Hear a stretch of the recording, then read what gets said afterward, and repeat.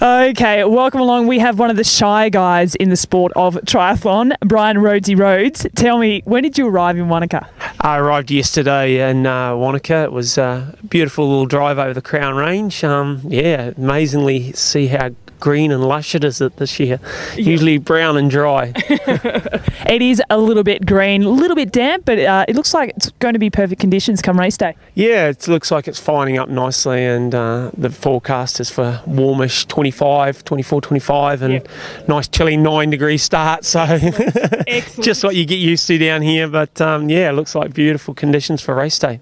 Now, speaking of conditions, all you hear about Wanaka is how tough and honest this course is.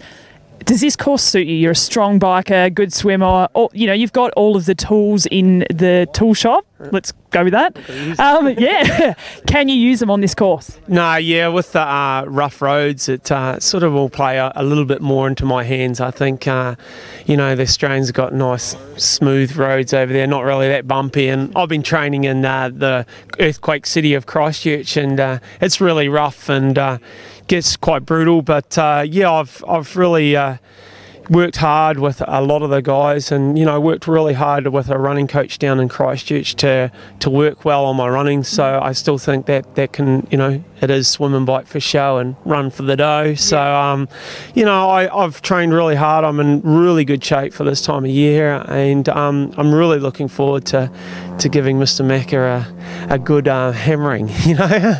And hopefully that second lap of the bike, you know, those roads just do take a lot of sting out of your legs. So you know, he won't be used to that. So I'm definitely, hopefully, going to play that card later on. But you know, I've got Dylan McNeice, who's stepping up to his first ever Ironman. Good swimmer from the short course background. So yeah, I'll have a little bit of company. So hopefully he's willing to push the pace.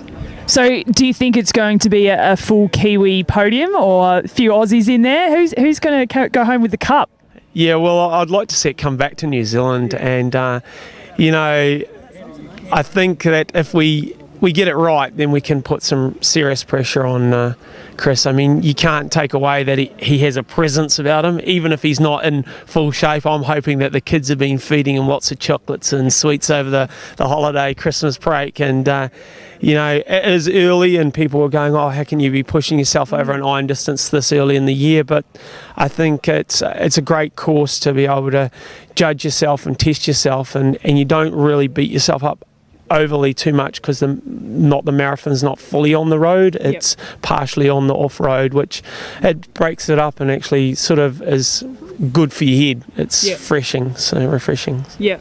So speaking of, you know, the timing, the time of year that this race is on, is this an A race for you, or is it more of a platform, a bit of a tester to see where you're at? No, it's you know, it's been a while. Like I'm really starting to feel good since my Achilles has, you know, it's 3 years since the rupture, full rupture, and it is a race for me, which is weird. Like people say, oh, you're silly using this as an A race, a key race, but I really do want to, you know, step it up this year and prove like to be one of the old boys on the circuit, where everyone's saying, oh, when are you going to get to a real job, when are you going to retire and do something normal? Like last year I did quite a lot of commentary at Iron distance events and Ironman events, and you know, I just feel like I still got a lot left in me to race, and you know, that's why I got into the sport, is to race, and I love racing, and you know, that's what gets me out the door to train, and if I couldn't do the racing, then that's the time to hang it up.